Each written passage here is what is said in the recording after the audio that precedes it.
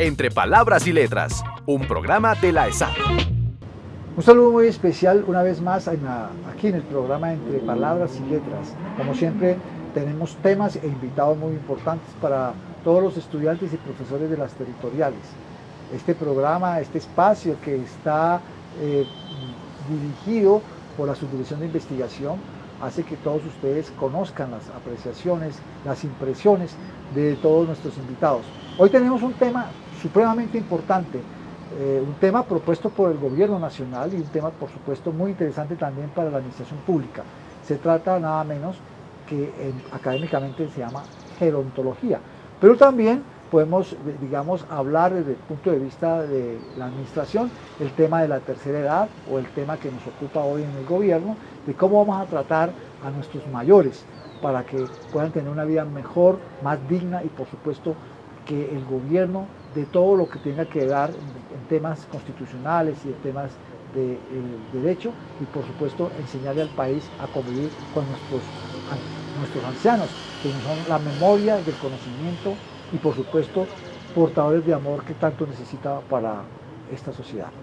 Tenemos dos invitados importantes. Empiezo por la doctora Estela Cámara, quien es doctora en gerontología de la Universidad de Coruña, de España, profesora e investigadora del ISCSP de la Universidad de Lisboa, Portugal, del Instituto Superior de Ciencias Sociales y Políticas de la Universidad de Lisboa también, coordinadora del Máster en Gerontología Social, editora de la revista de la Sociedad Portuguesa de Geriatría y Gerontología, es autora del libro Abuelos y Nietos, Relaciones, Integraciones y Maternidad de los Afectos. La profesora portuguesa que ha estado acompañando estos días aquí en la Escuela Superior de Administración Pública y que hizo parte de las conferencias de un evento interesante que se hizo por estos días, pues nos va a comentar sobre cosas que nosotros la mayoría no conocemos, profesora.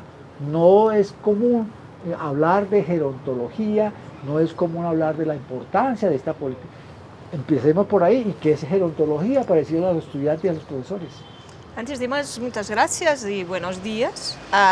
Es un placer y una honra poder estar aquí a hablar con vosotros sobre estas cuestiones, porque son muy importantes, porque estamos viviendo un momento único na história da humanidade, porque efetivamente cada vez mais as pessoas estão vivendo mais.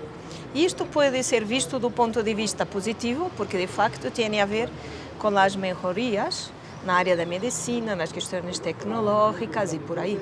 E por isso também, as pessoas estão vivendo mais, com a esperança de vida se torna cada vez mais. E é importante porque a primeira vez na história da humanidade, tantas pessoas chegam até tão tarde, com idades tão avançadas. E por aí significa que foi de facto um sucesso daquilo que estamos lutando para que as pessoas aí cheguem. Todavía, y por eso la importancia que tiene falar sobre estas cuestiones, porque es importante decir que las personas mayores son personas que, acima de todo, son diferentes de las otras porque tienen más años de vida, só aí. Y por eso hoy cada vez más las Naciones Unidas y por ahí están hablando de estas cuestiones, da importancia cada vez mayor que estas personas mayores tienen na historia da humanidade. Y como se decía muy bien, o futuro é o passado e é o presente. Com tudo isto e com todos estes cambios e desafios, a gerontologia, que não é uma ciência nova, todavía em 1903, Metchnikov, um biólogo russo, assim apelidou a gerontologia, a ciência que estuda as modificações que tiene a ver con las cuestiones biológicas, psicológicas y sociales do ponto de vista individual. Y por eso la gerontología tiene por base un conocimiento de varias áreas, nas áreas da demografia, nas áreas da biología, medicina, ciencia política, también nas questões da psicologia, sociologia, e por aí tem este multidisciplinar seu conhecimento para efetivamente poder, de alguma forma, tratar ou tentar prevenir todas estas modificações. E por isso a importância que tem quando estamos falando de que o envelhecimento é um processo e não é um fim. E por isso sim, me congratulo que o governo colombiano a pensar que de facto que tipo de medidas e de políticas devem ser pensadas para as pessoas. E aí também só acrescentando que é importante, e quem nos está ouvindo será provavelmente mais jovem, e serão os líderes e serão os profissionais de amanhã, os desafios que uma sociedade envelhecida traz para eles, mas também para nós outros. E por isso a importância de que cada um de nós ter este conhecimento que estamos envelhecendo, não somos viejos, e que esta ideia de que quando chego a uma idade mais vieja, é um conjunto de coisas e por isso há, de facto, o meu envelhecimento, o envelhecimento individual, tem a ver não só com as escolhas minhas, os estilos de vida, mas aí também com todas as questões externas, onde as pessoas estão, se a sociedade é ou não uma sociedade inclusiva, se de facto o que é preciso para que as pessoas maiores se sintam incluídas e não excluídas no momento que estamos vivendo tantas questões tecnológicas. E por aí então, podendo dizer que a gerontologia e a gerontologia social poderiam ser instrumentos fundamentais para que se pueda definir uma política. Porque só se pode definir uma política e depois implementá-la e avaliá-la se tivermos o conhecimento de base. E por agora me parece que, não sei se queres que explique mais algumas coisas ou que avance más sobre estas questões. Bien, dicho una palabra, la gerontología estudia, pues por supuesto, interdisciplinariamente el tema de lo que se puede llamar la tercera edad o nuestros viejos, o nosotros ya lo que empezamos a hacer también viejos, pues sí. ya empezamos a clasificar también. Sí. Europa y particularmente Portugal se han vuelto viejos, ¿qué tanto? Sim, e aqui só uma coisa, porque por vezes é preciso, e quando estamos a falar de estudantes, desta ideia de que o tema das questões das pessoas maiores ou dos viejos, como me gusta de dizer, porque não é do ponto de vista negativo. Viejo é uma pessoa comparativamente a um jovem que tem mais experiência e idade. Por tudo isto é igual. E por isso dizer que quando se fala de uma pessoa vieja, e por isso também nestas questões da gerontologia, nós temos várias idades. Não é uma idade cronológica e que, por exemplo, agora nós consideramos uma pessoa vieja em países que estão desenvolvendo e as Nações Unidas tendem a dizer ou definir que uma pessoa vieja é uma pessoa que tem 60 ou mais anos. Na Europa e nos países mais e nos outros países tendemos a dizer que uma pessoa é maior tudo e aquele indivíduo que tem mais de 65 anos. Por quê? Porque a esperança de vida é maior. Isto para deixar claro que quando se fala das pessoas viejas, temos que pensar que não é uma pessoa que tem uma idade só cronológica, tem uma idade biológica, psicológica e social. E por isso é importante que se pueda esclarecer estas questões, porque senão estamos num mundo, e aí irei às questões da Europa, que é quando se fala destas questões de envelhecimento, tendemos a olhar ou a vê-la no ponto de vista mais negativo, das questões de perda da saúde, do rendimento, dos amigos e até dos seus papéis sociais. E por isso é importante que ao longo da nossa vida e neste processo de envelhecimento consigamos ter a noção que eu não sou vieja, vou estando vieja e para aí as questões externas e internas contam.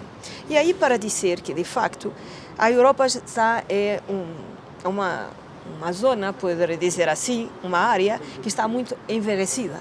E por quê? Porque tem a ver com uma baixa natalidade. E a baixa natalidade que tem a ver que as pessoas jovens estão a ter cada vez menos filhos e na Europa cada vez mais tarde. O que significa que, e porque a mulher tem o relógio biológico, não é fértil para sempre, ao contrário dos homens. E por isso o homem poderá ser padre aos 70 e uma mulher até aos 50. E por isso, assim, se há baixa taxa de natalidade, e na Europa isso está acontecendo, como em muitas partes do mundo. Na Ásia está acontecendo, por exemplo, a Coreia do Sul é um país que será viejo, o Japão, que é o país mais viejo do mundo. No caso de Portugal, é o terceiro país, do ponto de vista estatístico, e que significa que um país, ou uma localidade, ou uma região envejecida siempre que la proporción de las personas con más de 65 años é superior à população jovem. No caso de Portugal, estamos a ter 23% da população portuguesa tem mais de 65 anos, enquanto os jovens, as pessoas com menos de 15 anos, representam 13%. E seremos cada vez mais. Isto para dizer, então, que estas questões de la baixa natalidade, que também têm a ver com o desenvolvimento, porque hoje, e começou no passado, as mulheres e os homens podem dizer e decidir quando querem filhos e quando os querem ter. E por isso também a baixa natalidade representa também o aumento de desenvolvimento, de desenvolvimento.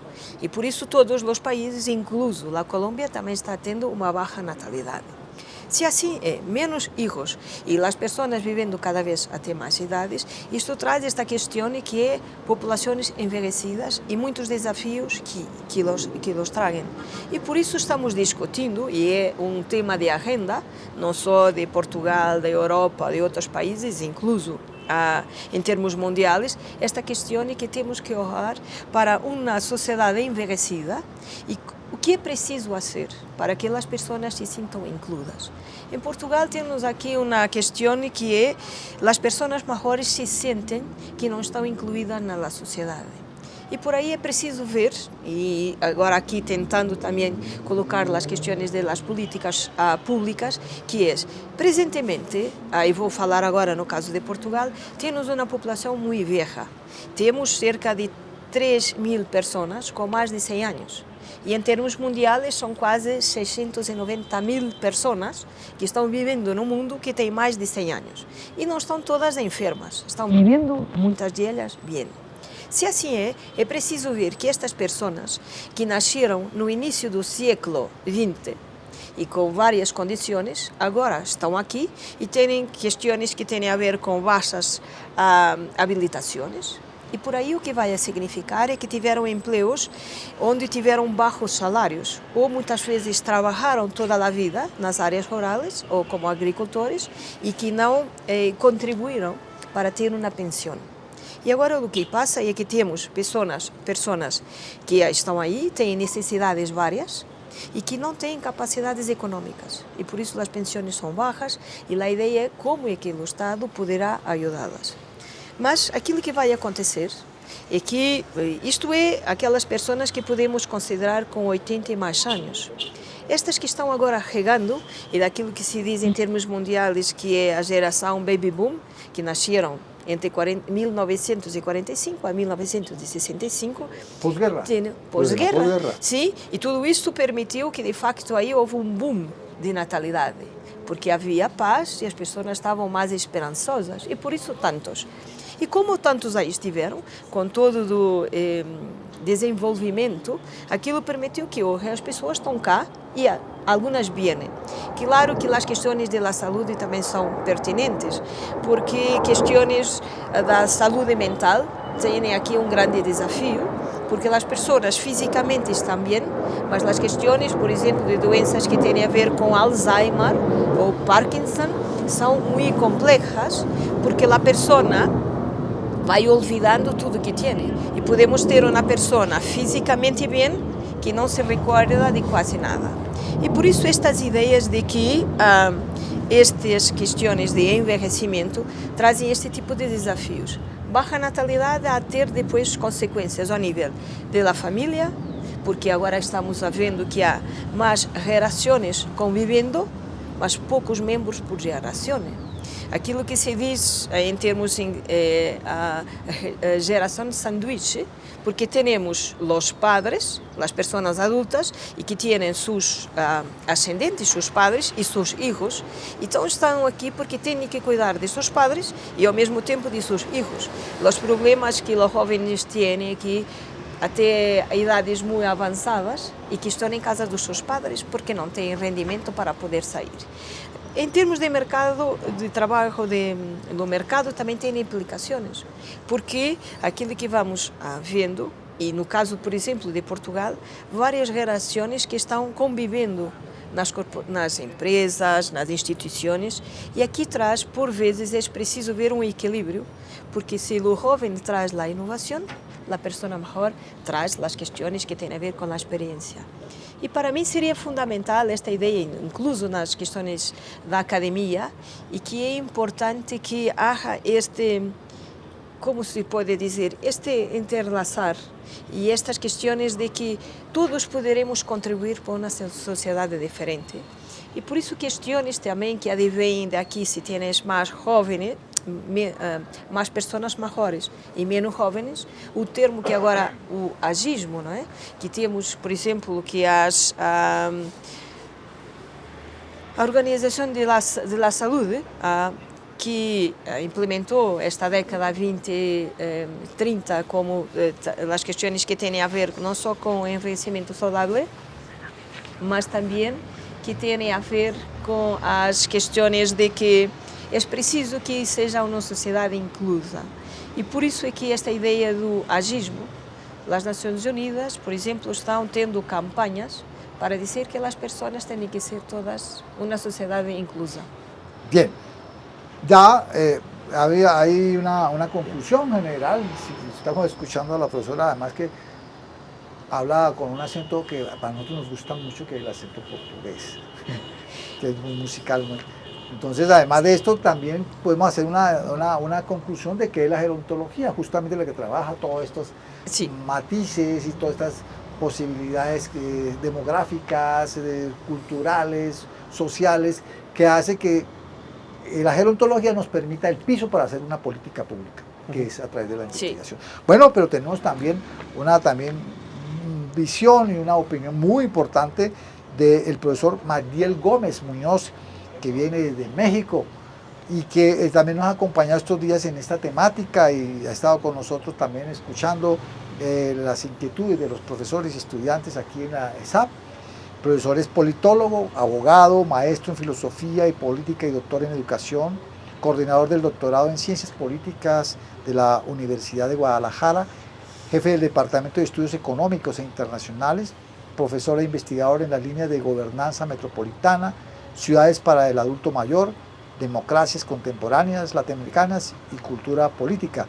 Profesor, bienvenido a Colombia y empecemos por su tierra, por su país, que tengo entendido es uno de los países que ha sido pionero en las investigaciones en gerontología en América Latina. Pero, haciendo la pregunta que le hago a la profesora, México, como el resto de América Latina, al igual que Europa, también se está envejeciendo. ¿Y por qué?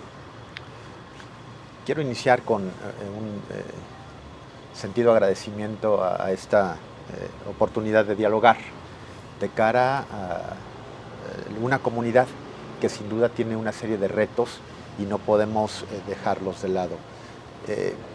Uno de ellos, constituido precisamente sobre el capítulo de los adultos mayores, es lo que nos convoca el día de hoy aquí. Y a lo largo de un par de días de trabajo nos hemos dado a la tarea de poder intercambiar una serie de puntos de vista que nutren el debate. Lo comparto porque desde México, de donde yo puedo contribuir con alguna serie de experiencias en el trabajo gerontológico, en el tema de las políticas públicas principalmente, es el epicentro donde se vuelcan una serie de indicadores que nos hacen, sí, sin duda, ser pioneros en el trabajo de las agendas públicas, pero también debo decir lo siguiente, no es que nos estemos quedando atrás, pero hay un factor que debe ser preponderante y el día de hoy lo comparto con todos ustedes. Las instituciones de educación superior tienen mucho que aportar en este gran debate y esto sin duda yo lo aplaudo, lo celebro, porque precisamente el acompañamiento de las agendas, la construcción de políticas públicas, el fenómeno de envejecimiento y vejez van a tener que ensamblarse bajo un escenario donde tengan cabida todos aquellos procesos de masa crítica, de transformación. Y las universidades son el repositorio donde distintos campos disciplinares, donde la transdisciplinariedad va a tener que jugar un factor muy importante. Si bien es cierto que México tiene una condición mediana a los 125, 126 millones de mexicanos, hay una condición también totalmente heterogénea. No es lo mismo envejecer en comunidades o en zonas del mismo territorio donde se tengan todas las condiciones a pueblos marginados o de periferias, donde tengamos una población emergente y unas condiciones poco probables para tener un desarrollo, un proceso de envejecimiento, como lo marca la Organización de las Naciones Unidas, que 2020, 2030 debe ser el envejecimiento con un proceso de calidad y bienestar de vida. Ahí empiezan una serie de críticas, una serie de vueltas, reflexiones, que nos permiten entonces entender si hay una agenda muy bien definida por parte de la ONU. La Organización Mundial de la Salud te dice que el envejecimiento debe tener cierto tipo de características. ¿Qué quedan? ¿Dónde se quedan los gobiernos? No simplemente es un fenómeno burocratizador, de poner una dádiva, de poner un proyecto asistencial, de darle una cantidad en específico a los adultos mayores, que es importante, pero no es el punto de quiebre o el punto de inflexión para poder brindar todas las condiciones mínimas de derechos humanos. Tratar al otro con la misma calidad que uno produce los satisfactores para el ecosistema familiar. Y aquí es importante decir que por lo menos en México tenemos muchos Méxicos, muchos procesos heterogéneos, y lamentablemente los adultos mayores, los que llegan a la condición todavía de movilidad, de autonomía, de procesos de identificación, de estar atentos con el cambio del ecosistema, no llegan con un padecimiento que más adelante también lo vamos a abordar entre las instituciones hoy involucradas, que es el fenómeno de la soledad. Cómo envejeces solo y cómo estás en un proceso de reivindicar las formas y las pautas sociales que están cayendo en desuso. Lo comparto entonces porque el gobierno mexicano, hoy con una transición, tenemos una presidenta, la primera presidenta de México, Claudia Sheinbaum, y desde las universidades, la Universidad de Guadalajara, asumimos el reto de poder construir una agenda a partir de los ODS, el número 11 en lo particular, Comunidades y Ciudades Sostenibles, que tiene 10 objetivos en específico, pero de esos 10 habla de territorios de inclusión. Y tendremos que cambiar entonces el enfoque, donde tanto Colombia como Portugal, México, tendrían que hablar de las ciudades para hacer espacios medicinales. Ese es un término interesante. Cómo coincidir con los otros, no me sienta vulnerado, me sienta arropado, tejiendo una serie de redes, y por supuesto también las condiciones para tener un buen recaudo al momento del descanso. Y si el descanso en este caso va a poder ser también parte del proceso, que es indispensable para el desarrollo humano, que es el derecho al ocio.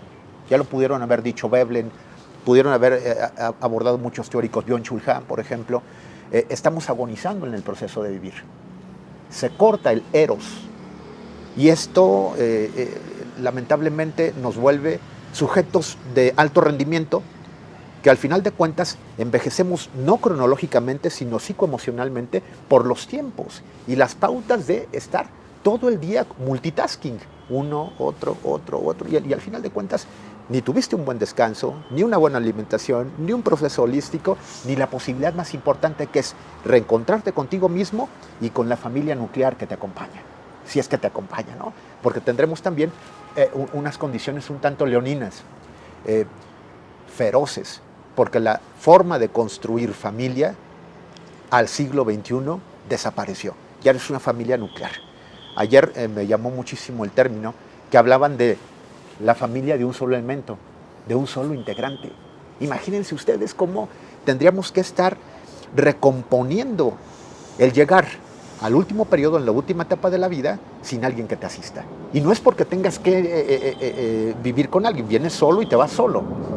Pero el fenómeno psicoemocional, lamentablemente en América Latina, no se está profundizando, no se está trabajando de la manera crítica que deberíamos. Y por eso la transdisciplina, el que hoy estemos celebrando este tipo de condiciones, nos deja sin duda una serie de retos para el abogado, para el sociólogo, para el economista, para el politólogo, para el gerontólogo. Y Por tanto, a manera de una preconclusión para poder continuar con el diálogo, sí hay programas sociales, lo puedo decir. Hoy encabeza uno de los diarios a nivel nacional en México, que nos sentimos muy orgullosos porque en la parte occidente todavía se contrata a los adultos mayores, y yo me pregunto, ¿y por qué no debería contratárseles? O sea, no es una condición de colgarte la medalla, es una condición de entender los nuevos fenómenos democráticos donde no se puede excluir absolutamente nadie, porque estarías haciendo una política de élites, y eso es lo que lamentablemente nos lleva a un sistema político al colapso. No podemos democratizar desde una ley de hierro de las oligarquías, muy Michels. Tendremos que voltear la pirámide para que entonces en un proceso deliberativo las condiciones se den de una mejor manera. Un alto rendimiento. Hablar de una ética cosmopolita, como lo dijo en su momento Adela Cortina. Cómo meter valores, cómo meter condiciones que sean óptimas, rentables, para elevar bienestar y calidad de vida. Ese es el reto latinoamericano. La construcción de agendas, no desde el asistirle, el acompañarle. Pero no estamos dando dádivas, y no estamos tampoco pidiendo dádivas. Nada más estamos exigiendo el derecho que nos corresponde por el simple hecho de estar aquí. Un proceso jus naturalista, un proceso de construcción de identidad y un proceso natural de derechos humanos, protección ontológica. Por ahí nos iríamos. Bien, bueno, aquí podríamos estar mucho tiempo escuchando a estos dos expertos en este tema tan importante, que sin duda nos va a dar unos puntos de partida para posiblemente una línea de investigación que necesitamos en la escuela para estudiar este aspecto tan interesante, y por supuesto que al gobierno le interesan también mucho, porque estamos hablando de los cambios de jubilación y los temas de ponerle mucha atención a la tercera edad. Para ir, digamos, ya concluyendo, yo os quería que nos apuntaron más a Colombia como una forma de conclusión ya. Profesora Estela, ¿cómo ve a Colombia y qué consejo le daría a los estudiantes de la ESAI, profesores, para estudiar la temática de gerontología? ¿Qué le podríamos decir a todos los que nos escuchan y nos ven en este momento? Acima de tudo, e aqui também e perdone por isso, alguma informalidade. E repetindo que assim, quando estamos falando destas questões de los maiores, acima de tudo que podem ver que uma pessoa vieja, e por isso aqui estou, é uma pessoa. E é uma pessoa que tem um conjunto, é um somatório de sua vida. E sendo um somatório de sua vida, claro que as questões externas, como há pouco apontava, de que o que é preciso fazer para que as pessoas estejam, e também aqui outra coisa, que é uma pessoa que é um adulto e que tem, por exemplo, em Portugal ou aqui na Colômbia, 59 anos. É uma pessoa e se sente inclusa na sociedade. No outro dia cumpre anos e faz 60. A pessoa cambiou? Não. Se não, então o que temos que fazer aí estas questões da investigação, do ponto de vista da área do direito, mas da administração pública também, que é uma linha de investigação que seria, deste ponto de vista, estudar as questões que têm a ver com questões interrelacionais. As atitudes que, por exemplo, os futuros profissionais que aqui estão, como veem estas questões de vejez, como poderiam também contribuir para estas ideias que aqui há pouco falamos sobre novas formas de sustentar as questões da segurança, porque aqui dos temas que hoje os jovens falam, mas também as pessoas maiores, será que quando for vieja tiene una pensión a rendimiento para mí, y por eso dar los parabienes al gobierno colombiano con esta idea de dar algún contributo económico para que las personas ahí puedan estar, porque son personas que tienen algunas situaciones vulnerables. Mas como decía el profesor Magdail, es importante que no se veja estas cuestiones do ponto de vista asistencialista, que agora aquí tengo algo de dinero, algún rendimiento, un subsidio, y estoy subsidiando a la persona para que pueda vivir. Lo mismo passa, por exemplo, em países como Portugal, que se está subsidiando os jovens para que possam ter filhos. hijos. Mas a ideia é que assim, lá os hijos nascem, mas depois têm que ter a escola, têm que ter a universidade, têm que ter emprego e têm que depois viver o seu ócio. E por isso é que é preciso ter esta ideia de que só esta forma assistencialista ou esta forma conjuntural, agora apoio, é preciso ver que isto tem uma continuidade. E por isso, que tipo de investigação é aqui também, esta ideia de como as organizações públicas ou privadas, né, estão vendo esta ideia de esta introdução de jovens e como vão trabalhando com as pessoas maiores. Seria interessantíssimo ver como as pessoas mais velhas veem este complemento ou como podem trabalhar com as pessoas jovens. Outro tipo de investigações podia ter que ver com como as universidades, tendo em conta estes cambios demográficos, repensar que tipo de formação para eles. Porque esta ideia que se tem desde o conceito das Nações Unidas e que tem a ver com envelhecimento ativo. E um pilar é envelhecimento ao curso da vida, a aprendizagem.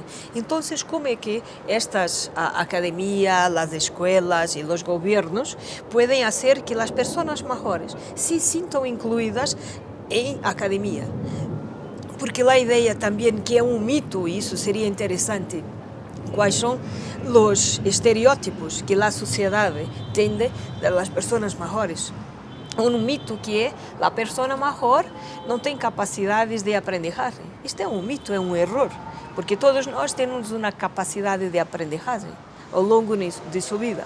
E por isso me parece que um dos pontos que, por exemplo, aqui na ESAP, e que os estudantes podiam pensar, era nisto mesmo, contribuir para pensar como pode a universidade, como pode a comunidade incluir destas pessoas maiores. E por isso me parece que os conselhos, ou dizer o que deve fazer a Colômbia, antes de mais, e isso seria interessante, era ver o que outros países que estão envelhecidos estão fazendo e ver os bons exemplos, mas as boas práticas, mas também ver quais são as dificuldades que aqui têm. E por isso é outra ideia que queria aqui deixar, que é muitas das vezes aquilo que se aprende na universidade e com os autores de forma científica, é importante ver depois como é a sociedade. Uma coisa é estar num gabinete, estar tendo ideias fantásticas de fazer investigação. Outra é saber o que é a comunidade. Estar com a comunidade e com eles, tentar perceber o que é preciso cambiar. E aí sim seria esta ideia de quase um tripé. A ideia de ter a academia, e aqui com os professores, investigadores e com os estudantes, os futuros profissionais, mas também depois a comunidade, ir até as pessoas que aí estão, trazer as pessoas viejas e perguntar-lhes do que querem. E depois as questões que têm a ver com o governo, com aqueles que efetivamente os legisladores podem fazer este tripé, porque senão estamos fazendo coisas de forma muito individual. E que por vezes a academia parece certo e que depois vamos a tentar por la comunidade e não. Porque as pessoas não se sentem que estão inclusas ou que aquilo que a academia ou que os governos lhes estão dando não são aquilo que querem. E por isso a ideia será ter aqui um diálogo interrelacional e também multidisciplinar, e por isso as questões da gerontologia, para que possamos todos ter efetivamente uma sociedade mais solidária. E por vezes, como diz o professor Magdail, pode parecer uma utopia, mas sem utopias parece que não há esperança de vida, e que me parece que apesar de todos estes retos e desafios que uma sociedade envelhecida traz, é preciso ter esperança. E por isso os jovens, que espero que são os líderes de amanhã, poderão olhar para mim como uma pessoa que tem mais idade ou mais anos de vida, mas com experiência e que gostaria muito de partilhar. Não estando dizendo que eu estou certa porque tenho idade, mas porque quereria participar. E por isso, para terminar, muitas graças a todos e sejam felizes. Profesor, la misma pregunta. Gracias. Debo compartir una serie de ideas que a lo largo de esta agenda de trabajo nos han acompañado. Y me quedó perfectamente claro que por lo menos Colombia está dando los pasos certeros, sólidos, pero que pueden ir mucho más lubricados, mucho más replanteados si hacemos un gran colectivo, si hacemos un gran movimiento. Preguntaba a los jóvenes que nos escuchaban muy atentos, ¿cuántos de ellos querían tener hijos? Levanten la mano. Impresionante la respuesta, pensando que bajo los parámetros que medianamente tenemos, diríamos que nadie quiere tener hijos. No. La sorpresa fue que todos, un 80-90% del público ahí decía, me aviento el tiro, ¿no? Me aviento la posibilidad de poder dejar un legado con el apellido y todos los retos de un mundo que puede ser hostil, sin duda, pero que no está acabado. Necesitamos tejer utopías. Una sociedad sin utopías, sin sueños, prácticamente está destinada al fracaso, completamente al fracaso. Miren, ahí está el toro, no sé qué se escucha por ahí, pero es bastante interesante. Esta condición de darte, de reírte de las oportunidades, de los espacios, de los lugares comunes, hace que la ciudad tenga una especie de narrativa que lamentablemente se está perdiendo. Ya no tenemos la posibilidad de narrar con el otro, con los viejos, los ancestros, que tienen mucho que decir y también tienen mucho para que se haga una nueva forma de construir retrotopías, un nuevo capital social. Y si bien es cierto que podemos tener extraordinarias ideas aquí, tejiendo la pluma, el tallar el zapato, la suela, con un proceso de interacción social, de intervención-acción, es lo que hace falta para muchos cambios positivos. No es una asistencia burocrática, sostengo, subrayo, podemos tener muchísimas pautas de trabajo gubernamental, pero el estrechar, el intercambiar mirada, el oler al otro, el sentir al otro, es lo que nos hablará de un proceso de calidad interesante. Colombia está haciendo lo propio, lo está haciendo bien, está lanzando retos donde la ESAP, por ejemplo, ya lanza el suyo y lo dice públicamente. Gobierno, independientemente si se llama Juan, Pedro, Francisco, aquí estamos. Y tenemos que decir y tenemos que posicionar en la agenda lo que a veces no se escucha y que también es un fenómeno intergeneracional. Los morros, los niños tienen que decir bastante. Los jóvenes. Este proceso, esta comunidad que nosotros les llamamos nativos digitales despectivamente, porque todos estamos metidos en este campo del interaccionismo simbólico a partir del mundo de lo digital, de lo etéreo, pues tendremos que, por supuesto, también decir que las pautas donde tendremos que meter reversa o ralentizar o el pautar la velocidad con la que se consume vida, es yo creo que uno de los más grandes fenómenos que las agendas de lo público tendrán que recuperar. No puedes tener América Latina como economías emergentes bajo una condición de explotación natural. Y bueno, ayer lo platicamos bajo el fenómeno de Bourdieu, Castoriadis, de muchos de los teóricos que podrían decir, ahí está, que no queramos entender es otra cosa, o que no tengamos una lectura correspondiente también, eso es un proceso también de escuela, de retroalimentación. Nos llama entonces la atención que, y con esto termino, vamos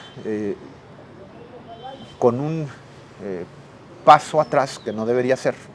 América Latina tiene que reponer muchas grandes banderas de paz, de construcción, de tolerancia y solidaridad, pero lo más importante, el fenómeno de construir apoyo sur-sur que nos hace falta. No todo es norte, no todo es primer mundo, no todo es capital como monetario.